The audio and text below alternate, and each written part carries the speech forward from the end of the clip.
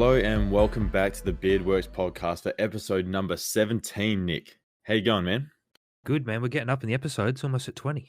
Yeah, we're pumping them out. Non-stop really, but it's good. We're enjoying it. You know, we like getting our voice out there and we're hoping everyone who's listening is enjoying it as well. Yeah, let's talk about something new this week. Obviously, we've talked about comics last week with the three Jokers, and it's funny that the issue 2 or the book 2 came out recently as well. So I think we should just move on to that straight away because that's just following on from last week's episode. So to kick us off, Batman 3 Jokers, book 2. What do you reckon, Nick? Yeah, dude. This miniseries is kicking off big time, especially in issue 2.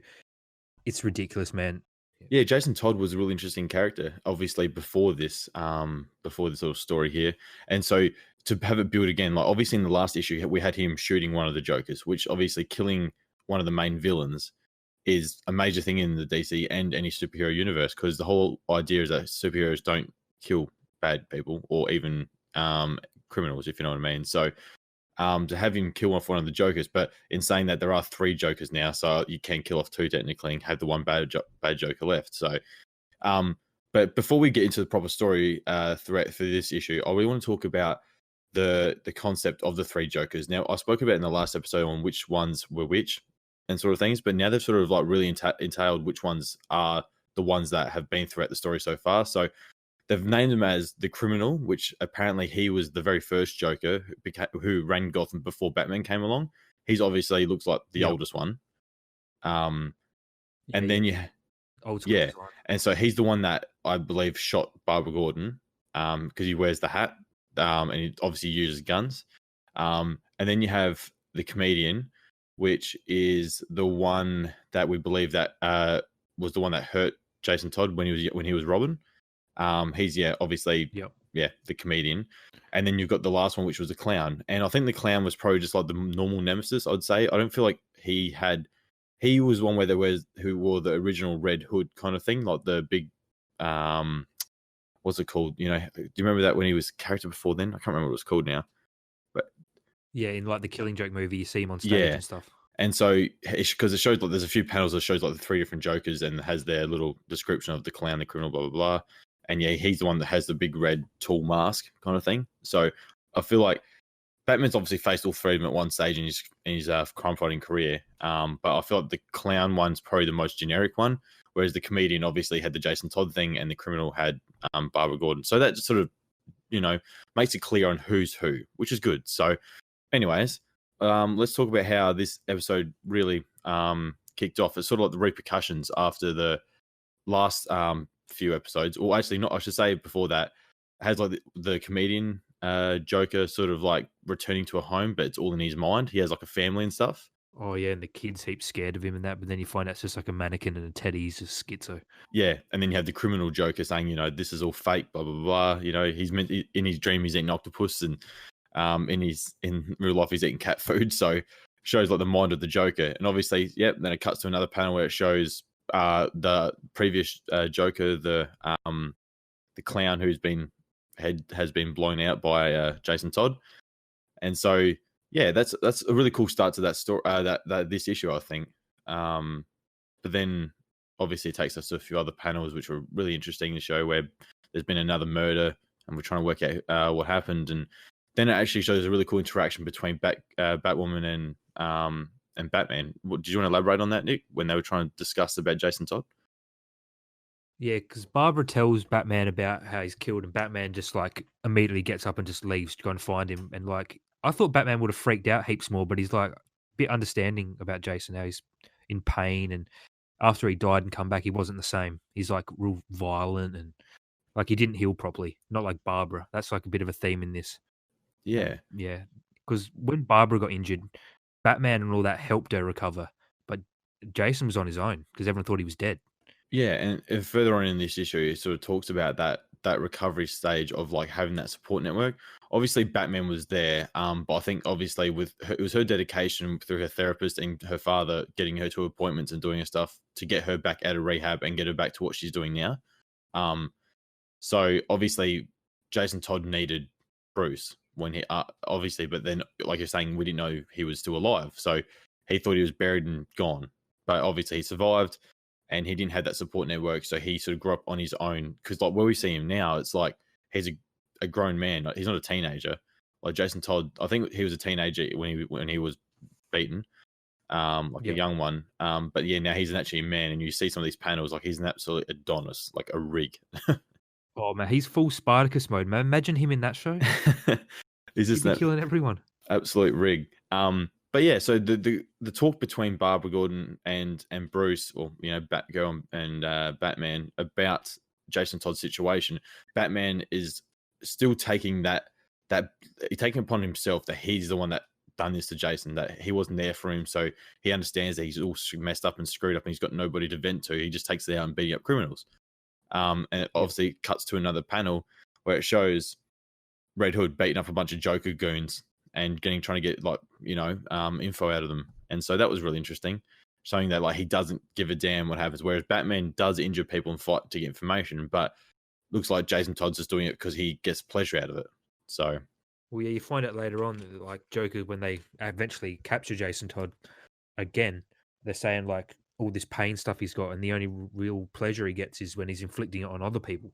yeah. So he's definitely a bit messed up in the head, not just physically, but yeah, psychologically. One of the really cool little mini stories that it's obviously going to go into a bigger story hopefully in the next issue, but that's recently in this issue, when we spoke about after the whole situation earlier in this issue, Batman was actually investigating another murder, and it was like one of the judges from like a recently retired judge who was like a crooked judge, taking pay cut or taking cuts from under the table and stuff like that, and sending people to Arkham Asylum, and so then they can be rotated in and out and escape and go back on the streets again. And so he was bludgeoned.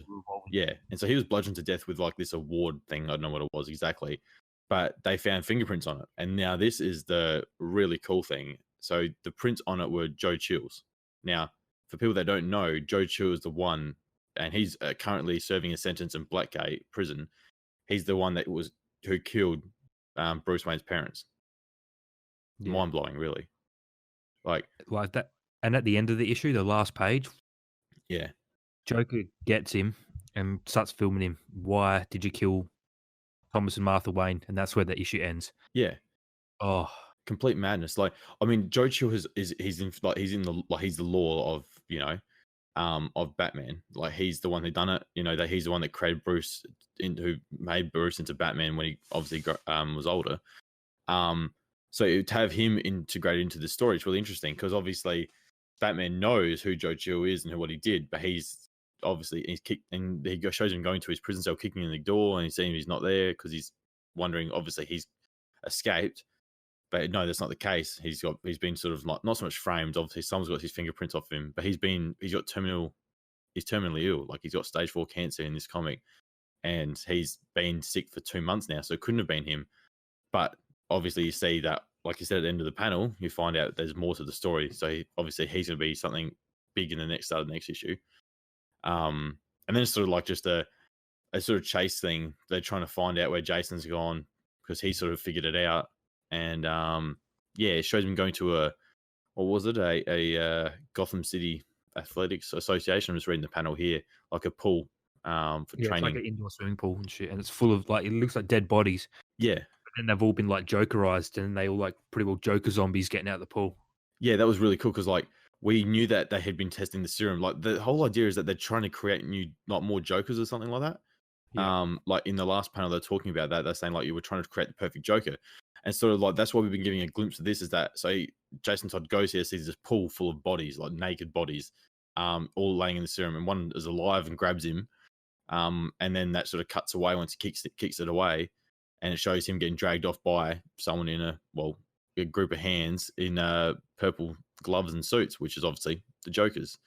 And then it cuts to a very familiar scene that anyone that's read, the little series of Jason Todd being killed off by the Joker, it's happening all over again, pretty much. I thought this was really going to be like more of a driving point for me. What do you think? Yeah, I don't know. I think it's all going to come full circle in the third book. I reckon this second issue is like a bit of a tease, I reckon. Let's have some good action and stuff. Issue 3 is really going to blow us away, I reckon. Well, obviously, this is the bridging one. You have the first. Like, obviously, when you have your limited run, you have like that initial like big bang for the first one, and then you have the bridging one, and then you have the finale. So obviously, we didn't expect too much from this, but there was a lot of revelations, and so we, like I said, familiar panels. We see the Joker bashing in Jason Todd's head again, and it's the same Joker that did it in the previous situation. I like that really cool panel where it shows they've spray painted like a smiley face on the Red Hood mask. Yeah. It's very like, I don't know, it's got a funny feel about it. And then obviously, he gets his head bashed in. This time he still survives. And then Batgirl and Batman rock up, get attacked by an army of Joker's looking zombie kind of things. That was a good action panel when they just like get full ambush, surrounded, and they just start swinging. Yeah, and then obviously they accidentally grab the belt off of Batman and or his tactical belt, sorry, and all of a sudden the bloody Batmobile comes flying through the wall and wipes them all out, which is kind of cool. But yeah, the cool part about this issue is that they find Jason Todd cowling, sorry, he's all tied up, bloodied, naked, with his mask on, laying on the ground, and you can see he's been traumatized again. But yeah, I don't know, it just seems so strange because obviously Batman, he has not really read the situation. He just asks if he's alright. That's about it. Where Barbara really consoles him because she's been through this situation and she knows that Jason needs help. And so she takes Jason back to her place, chucks him in the bed, let him have a bit of a rest. Batman's like, I need to go chase some more leads. And she goes, no, you need to be here for him. And that's what I was saying to you earlier, is that some of the characters they don't understand. So like Barbara probably doesn't understand, and pretty much all the Robins, like after Nightwing or after Dick Grayson, is that Batman isn't a close person, if you know what I mean. Like, he's not a support network. He's a warrior. He's a Dark Knight. He can't afford to be that person to be there when he needs to be out saving people, if you understand what I mean. Yeah, I reckon this second traumatization for Jason Todd, I reckon it's going to be good because I reckon Batman's going to help him more this time. I reckon it's going to make him closer and be a bit more of a team. That's what I hope happens. Yeah, it's just I don't know what they expect from him because like we've always known that Bruce is very self-centered, if you know what I mean. Like, he wants to save people, but when it comes to doing things, he does things his own way. He doesn't let any people sway him from that situation. It's like Batman always knows best. So it's very strange. It's really, I don't know how to sort of take this, and this is what I was really confused about. So they have like Barbara and Batman have a bit of a chat and a bit of a yelling match. Well, mainly Barbara doing the talking, and then it shows a bit of a panel of Jason waking up, and that's when you see his absolutely rig of a body. Yeah. And he sort of sees what Barbara went through to get back to where she was. Like, after her injury, has like all these calendars with like an X cross through it after like something she's done for the day. So it's like she has like her dad's birthday, physical therapy training, dad's picking me up to go to the swimming therapy, all this kind of stuff, and it has all these books about chronic pain management and all these other things to get her back to full strength to what she is today. So obviously she's living in pain, and that's what I think Jason really relates to. And that's when you see their little discussion saying like, I've never had that. I never had that support network, and that's why the way I am.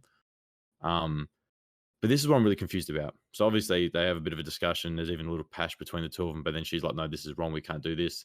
We need to get back on the street and find him, find what's going on with the next group, like with the Batmans, obviously. But I don't think that's just it. I feel like there'll be more damage to Jason than just this, if you understand what I mean. Yeah, I don't know. It's too early to say. We need issue 3 to tie up the story and let us know what's going on. Because this going to be leading into another bigger story arc? It feels like it is.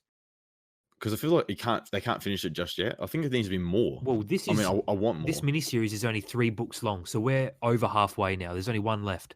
They're going to have to there's going to be something big at the end of the third one that's going to kick off into a proper volume of Batman, I reckon. Yeah, maybe. I'm really keen to see what happens next. Like I said, I just feel that what happened to Jason isn't just a one cut thing. Like that he's got no more trauma from it. I feel like maybe he's not like he's undercover working with the Joker or anything like that. Well, we don't know really, but it doesn't feel like that's just the end point. Like in the next book, it'd just be the 3 of them taking on the last 2 Jokers. So, but yeah, I mean that last panel, the Joe Chill thing, that was hectic. So, but yeah, I think that's a good place to leave Joker for now, and we'll move on to something I suggested. Raised by Wolves. We've both seen the first episode now. What are your snapshot thoughts on it straight away? Yeah, so I watched the first episode literally just like 10 minutes ago before recording this episode, and of this podcast, sorry. And yeah, very, very interesting. Like it's hard to say, like it's got so much to do with, it's got so much sci-fi stuff to do with, obviously, and it's directed by Ridley Scott. Well, the first two episodes are, Yeah. with Alien and Prometheus, and yeah, just obviously he's got the pedigree for it. So, but yeah, it's a lot to unpack. This first episode is so packed with so much stuff and happens, and it's because it's a lot of time skips. It's so much to unpack.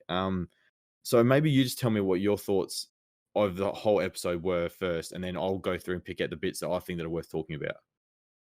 All right. So the rough synopsis of the show, it's like far in the future, something's happened to Earth. You don't really know. You don't really find out until later on what's happened. But these two androids have taken like 6 or 7 embryos to this far off planet that they've found can sustain life. So they land, the ship crashes, they set up, they grow these little 6 embryos. Then they have these 6 kids they're looking after, and the kids just start dying, they're dropping one by one. But like as the show progresses and you find out a bit of the history, like because all this other ark comes down, this other ship, like the last surviving humans, and it's all very religious. Because like you find out that they don't really like androids or non-humans raising humans. So that's why it's like these androids have ran away to this planet. But the androids aren't as normal as you think. They're not just robots, man. They're psycho. Yeah, Like, it. Well, it's very hard to explain. Like, the show's crazy. yeah. Well, this is what I took from it. So it's a real clash of two sides, and the way I looked at it is it's like evolution and technology versus religion. Yeah. And that, yeah, you're very right about they didn't like, they don't think and they don't like the idea of androids raising humans, and specifically children, because they don't believe in a higher power or a religion or anything like that. So the whole idea is that, yeah, there must have, I think what it is, obviously the first episode is very fresh, so we don't know what happened to Earth, but it looks like there was a giant battle and a war, and pretty much Earth got destroyed in the process, and that's why there's these arcs that were pushed out all over the universe, and that these androids were in a ship with no life support, so that's why they survived, and the embryos were saved, like stored away, so they were safe. Excuse me. And yeah, so the whole idea is that the two main characters at the start for this first episode are mother and father, and straight away you think, okay, these guys are on the same page, no worries whatsoever. But yeah, as the episode progresses, you start to realize that they do have clashing personalities as well, even though they're androids. It's more like mother wants to raise these children no matter what and do it her own way, whereas the father is very realistic about the situation they're in and the future and he wants what's best for the children. Now, as you're saying, the children die one by one. One falls down a hole. She's the first one to go. Well, we actually don't. In saying that, I mean, I haven't seen the second episode, but obviously there's a bit of a hint that there's some kind of other living organism on that planet, like a giant snake or a monster kind of thing, because they've found skeletons. And so you find the first child to die. You see her walking. She's playing with a doll, and then you think that she falls down a hole. Now, when I first saw that, I was like, okay, yeah, she just wasn't concentrating and fell down a hole. She's only a young toddler. But then I'm saying that they've actually found, like, skin off of like a reptile kind of like creature, and so I'm maybe thinking maybe she's got eaten, maybe. But we'll find out later. But yeah, back to the mother and the father. Yeah, so the father just wants best for the children, and so as they are dying one by one, and yes, it is illness. Like, I think it comes down to like the weather as well, because it's like really sub-zero kind of temperatures, and so the androids can survive where the children are really struggling. Now, they do get looked after fairly well, but it's not like they survive, like, getting sick from frostbite and stuff like that. They can't.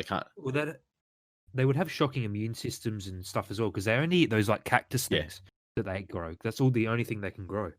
They wouldn't have, the nutrients wouldn't be that too flash either in theirs. So yeah, but that's what I found really interesting. So eventually, it's over a 12-year span of from when they landed to where you are now in this story, and there's only one child left, and his name's Campion, I think his name, or Capian. Yep. And so their last goal is to make sure he survives. And obviously, father sees this ship floating above, and he knows that it's I forget what the other guys are called, but it's just they're the ones that with the religion.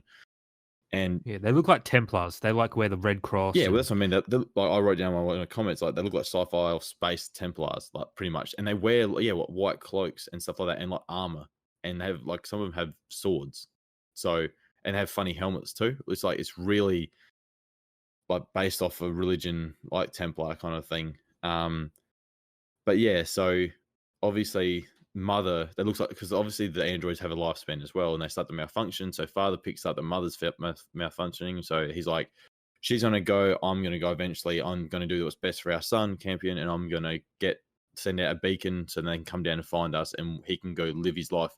Yes, it may not be the one we want because it'll be with a religion, but he'll be living his life and he'll be in the best case scenario with them. In saying that, Mother does not care about that. She's not having a bar of it. yeah, mother is like, she's like, it's my way or the highway, pretty much. And then she shows him the highway. it's absolutely, it's crazy, and I want to get to that part in a moment, but yeah, like it just shows the differences between them. It's like, yeah, the father's understanding and forgiving, like he understands the situation they're in, like I said, and he wants to do what's best for his son. Whereas the mother is really, really controlling, and yeah, and those are the two clashing personalities. Obviously, it comes to an end when mother is really malfunctioning really badly, and you see like things that's happening to her. It's just full on, and then she eventually kills father by impaling him on one of the tooths of these giant monsters that apparently live on this planet we haven't seen yet. That's what I'm trying to unpack this. Like as I'm talking about it right now, you think about it, it's like sci-fi religion versus technology on a planet that has like a giant monster that we don't really know much about yet. It might not even come into play, but it's been there. Atheism versus religion, like because the robots want to raise the kids atheist. Yeah. Only believe in technology and science. But in saying that, like Capian, he actually when he's going to peel one of the fruits or the veggies, whatever they're doing, he sits there and prays. So they know about because obviously the androids have spoken, or mother has spoken about what the different things are, but they're atheists, like they're the general ones, or the middle ones. But then you see Campion, he's praying, so like he must have read something, or she was told stories, and so that's a really interesting concept too. But we'll unpack that another time. Let's just get to the main stuff. Obviously father dies. Mother tells Campion that he passed away. He was on the end of his life cycle, so it was time for him to go. She didn't want him to see it.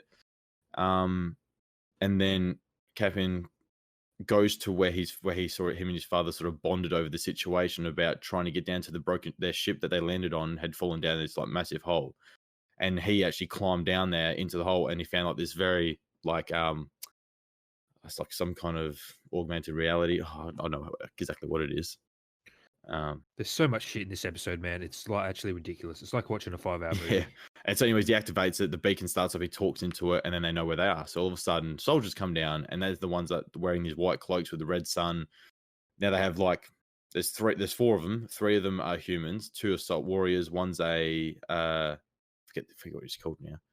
But anyways, and they have one cyborg warrior they have an android with them. And so yeah, they all say, we're here to talk and stuff like that. And then so mother says, don't let them know, don't tell them I'm an android. And she tries to act cool, but then they pick up on it straight away. Like after they have dinner. You can definitely tell she doesn't talk normally. No, and she's very like, get out of our area. Like she's not like, oh, humans survive, let's stick together. She's like, nah, off you go. How many people go on your ark ship, all that kind of stuff. And then she goes, okay, you can leave at first light. And so they literally go sit down just after this day. She shows them to their little tent thing, and they're like, yeah, so we need to deal with the android in the morning. And so they have a chat and a discussion, and then it kicks off. So I'll let you explain this next bit on like what happens, because I'm still trying to unpack what she did to them. Yeah, I don't really know what technology these androids are made with, but like you see a flashback and they're like, it must be on Earth, must be like the big holy war or something that went on between humans and androids. But yeah, she's flying around just screaming, blowing people up, and that's kind of what she does on this planet. She like fights the android, beats it, But then she just like screams at the other guys, the humans, and their skin melts, and then they just like And just pop. do you know what that reminds me of? You know how they're saying that she made it as like a comment, just so then Captain couldn't see his father, sorry. And that's that when they die, their bodies become radioactive. Obviously, they got some kind of radioactive something inside of them, whether it's how they're powered or something like that. I'm wondering if they get to a point where they start to malfunction and they go back to their like core state. Is you know how she just transformed into like this bronze bloody goddess floating Yeah. before. There must be like battle mode or something. They must be able to just like revert back to that or But I'm something. wondering if like her actual radioactive like whatever powers her is starting to like leak. So that's when she can scream. It's like sound waves, but like radioactive waves, because you know how the skin boils. It's sort of like what happens when you get radiation burn. Yeah, it's like Chernobyl looks the same. Yeah, Those people. and so like their faces like straight away. It's just like the main guy. I forget his name now. Who was Ragnar from bloody Vikings. Yeah, Travis Fimmel. Yeah. He's like says, "Don't look at her face," and he turns and jump and like looks away, and then the other two are looking straight at her and they're running, and then all of a sudden, their faces are bubble and like just it's so brutal. I was so in shock when I saw that. What about when she's up in that spaceship? Like, because she attacks the Ark that these Templars come down in. Yeah, it's And she's just like screaming in a hallway, and all these people just get smeared against walls and shit. Like it's full gore, like body pops. I'm trying to think now. So like, obviously she chases. So the character one of the characters escapes, goes to the ship, and she chases him down. He can't get the ship working. Sorry, she pulls him out, throws him aside, knocks him out, and then she has the ability. Like you sort of see throughout the episode that she starts to get different abilities. Like she can change her face and her retina display and all that kind of stuff. Retina display. Yeah. Sound like a bloody iPad. Her body's breaking down. She's starting to mess with the programming, I reckon. Yeah, and so she gets all the way to the arc, and then she changes her image to the guy that was the leader down on the Earth, down on the planet. And they say like, "Oh, no worries, we'll let you on. Open up the doors." They walk in, and they just come through, and she just it's just like Massacres. just keeps screaming, and it's actually quite horrifying. Well, it's one of the most horrifying scenes I've seen in a TV show. Yeah, it's not normal, man. I'll tell you and that. it's like how I should say with horror movies we sort of feel like the horror movies these days aren't that terrifying because like they sort of hide the monster or something like that. This is what freaks me out the most is like her face and her screaming and just walking like nothing can stop her, and people are just getting turned to mincemeat, and it's so brutal, man. Like there's an anime, I can't remember what it's called, but there's an anime of about an android similar to this, and she's walking in a hallway and literally like she can just like telekinesis, and she can just like twist and break things, and it just shows like this innocent girl's head just getting like twisted around and popping off, and then it shows like her just killing all these soldiers. So that straight away I was watching this, I'm like, holy crap, did they obviously someone's seen this from the anime and just gone, let's recreate this in the show. But yeah, and so she brings down the whole arc. She saves a few of the children because that's what she wants. She wants to grow to have these children, and she just crashes the arc. So we're like, and that's the end of. Obviously, we have the character waking up and seeing this big explosion, knowing that that's his arc that's just crashed into the planet and blown up. What is there more than one arc? Yeah, there's more than one. Yeah. So so he's obviously going to have to try to get in contact with the other arcs because he's stuck there now with her. Well, I think there's still 2 other landing crews, I believe, and I think that's. So, have you seen the second episode yet? No. Okay, well, we'll have to watch more. Obviously, finish. We're both pretty keen on this, so we'll finish it, and then we can do a massive discussion about the whole season at the end. But obviously, I think throughout the episode they talk about there's 2 other landing crews. So I'm wondering if he meets up with those guys and they plan to take back the children, because it's a very isolated. It's very cut and dry. If you understand what I mean, I'm hoping that this monster thing, that lives on the planet, comes to fruition or something like that. Like we get to see it. But yeah, like, is it more than one season, or is it just one run? I think it's only one run, isn't it? Oh, there might be more seasons. I don't know, but this is just real new. They're probably going to see how good it performs. I don't know. Like, I'm still trying to unpack and trying to see. Like, it's got so much in it, and man, that scene when she's just popping everyone is just so brutal. We'll have to get Pap to watch it. I reckon it'd be pretty funny hearing him talk about it. It is very similar to one of those. It's you either love it or you don't, because I feel like it's sort of like how Westworld was. Yeah, shit show everyone likes. I think it's very similar to that, where it's something out there, it's completely different. but then it also brings back down to the basics of like human evolution, if you know what I mean. So, but yeah, that was Raised by Wolves episode 1. I mean, we're Yeah, I reckon definitely gonna watch that. we'll definitely come back and talk when it's finished. Do a whole episode on Raised by Wolves. 'Cause I think it's going to kick off. Yeah, and we need to. I want to find out what happens. Like, I mean, I don't know who the good. I mean, I don't like Mother now. Like, obviously, Yeah, I was on the fence. I thought, oh, is she a bit kooky, or she just like looking after these kids? No, she's a full monster, man. She's like, yeah, yeah. she's the worst. Well, the thing I can't understand is that there were heaps of kids like in that simulated thing that she walked into on the Ark ship, and she only came back with like 5 of them. There was more than 5 kids on there, so she didn't choose all of them. Who knows? So, but anyways, that's enough for that one. I want to move on to something else quickly before we wrap up this episode, and that's just talking about the latest casting announcement for the new Spider-Man films that are coming up in like involving Tom Holland, and that's Jamie Foxx returning as Electro. Yeah, dude. Oh, I don't know what to think. Are they like starting fresh? Is he just going to do that character again, but the new story, or is it going to set up like a multiverse? Or Well, so this is what I'm trying to work out. So James Jameson, or what's his name from James Jonah Jameson. Sorry. the Daily Bugle Yeah. editor in chief, whatever. Yeah. So he came out and said something about that his character is the same character from the Tobey Maguire one. Obviously, he is playing the same character, but he's obviously not from the same universe because Tobey Maguire, Tom Holland's Spider-Man in that universe is the first Spider-Man. But I think what they're trying to do is they're going to look at maybe doing Electro, but he will be less blue. He won't be like that Electro. He'll be like old school Electro, like the green and yellow suit or something like that. Yep. So yeah, it'll be really cool to see what happens there. But I think this really does open the door, and obviously that's what happened with Far From Home. Spider-Man, like Tom Holland's Spider-Man, was that there is an idea of the multiverse, and because there is going to be talks about Doctor Strange 2, Multiverse of Madness. So it's there, and I can't wait to see Doctor Strange 2 because that's meant to be the first like legitimate Marvel horror movie. Dude, that is going to kick off so hectic. I don't even know what to say. Yeah, we can talk about when we see more trailers. We can talk about Doctor Strange 2 because one of my favorite Marvel characters. But yeah, we'll get back to Spider-Man now. So I think this is like a start for a multiverse where we could potentially see one day Tobey Maguire Spider-Man, Andrew Garfield's Spider-Man, and the new boy, Tom Holland. That would be so cool. It's ridiculous, man. I don't know what's going to happen. Because I'm not saying Andrew Garfield was the best Spider-Man. I love Tobey Maguire's Spider-Man. 1 and 2 are some of the best superhero movies I've ever seen. Especially number 2. Spider-Man 2 was just top tier. Even the game. Yeah, the game was quite fresh too. But Andrew Garfield's Spider-Man, I liked his take. I liked his take on Spider-Man. And he came out and actually said in an interview, like I just watched it the other day, and I'm not sure if it's a recent one or it's an older one. He said that he loved the idea of the way they were going with Spider-Man, but then they really started twisting away from the Spider-Man character, and he started reading some of the dialogue, and he said, I'm not sure about this and stuff like that. And he goes, he was really disappointed the way they went with it, but he was just following his role, like following what they wanted to do.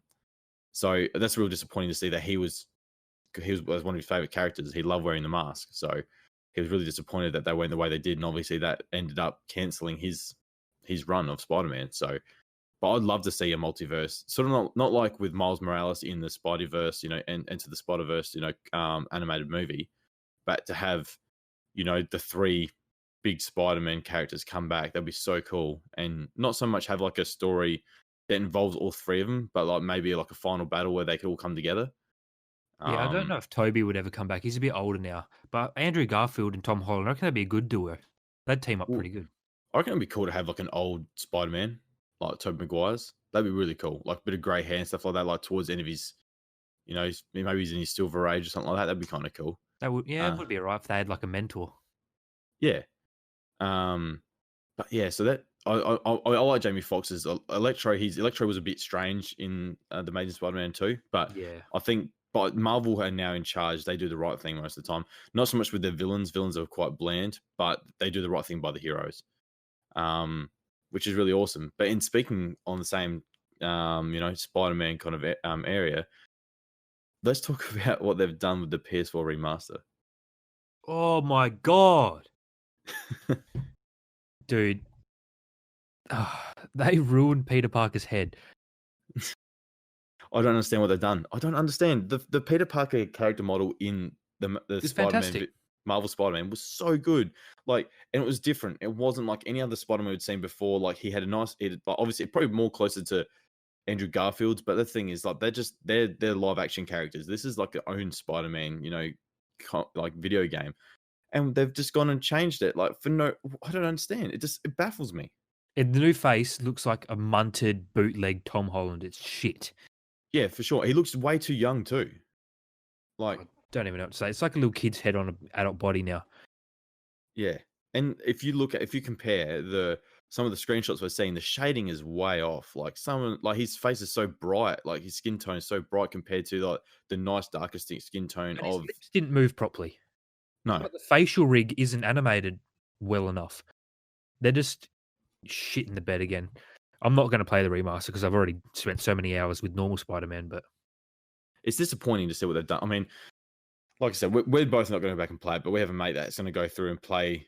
Like we said to him, buy the Miles Morales Ultimate Edition because you get the remaster of Spider-Man from the PS4 one. So that's a good deal. You get 2 games. Obviously, I think they said you can finish Spider-Man, the PS4 one, the very Marvel Spider-Man, in 16 hours, and I think the Miles Morales one's about 8 or 9 hours. So yeah, I mean, if we put that all together, it'll be all right. So, for $150, if you've never played the Spider-Mans, that's a good deal for both.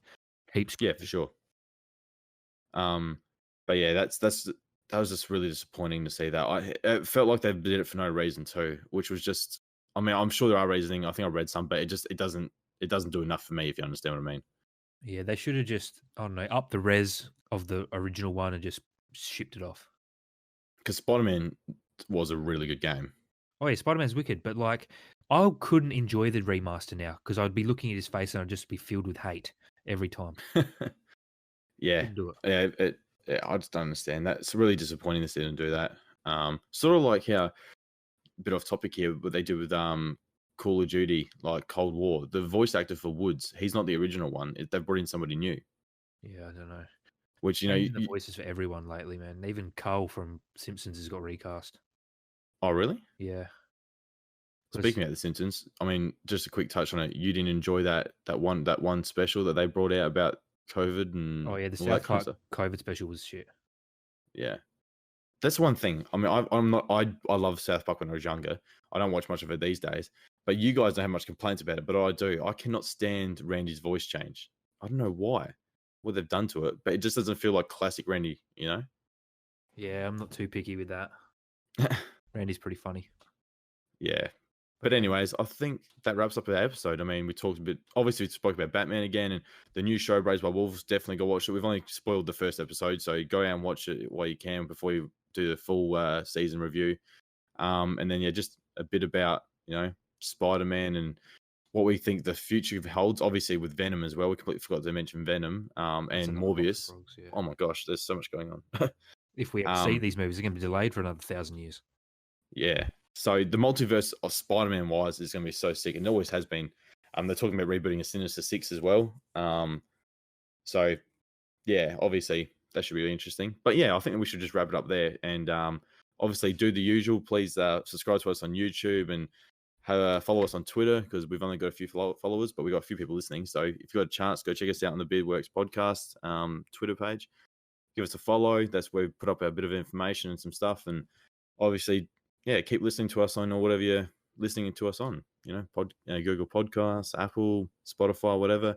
Just hope we're really enjoying it. So, Nick, any final words? No, that's it for me. We'll be back with 3 Jokers and Raised by Wolves when we've finished it. Yeah, for sure. All right, take care, guys. Peace out.